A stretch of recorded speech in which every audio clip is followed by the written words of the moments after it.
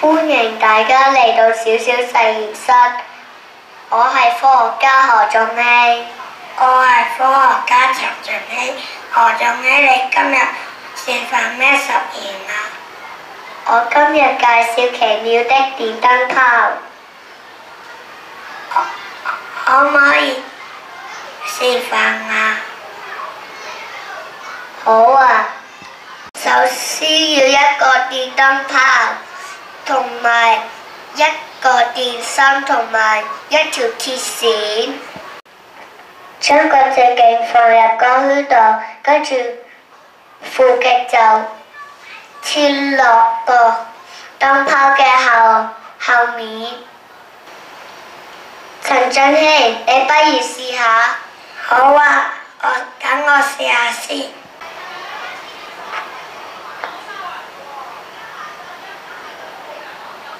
係喎，真係活着燈喎。何仲希，點解個燈泡會着燈㗎？因為啲電經過鐵線，跟住流落去個燈泡，所以會着燈咯。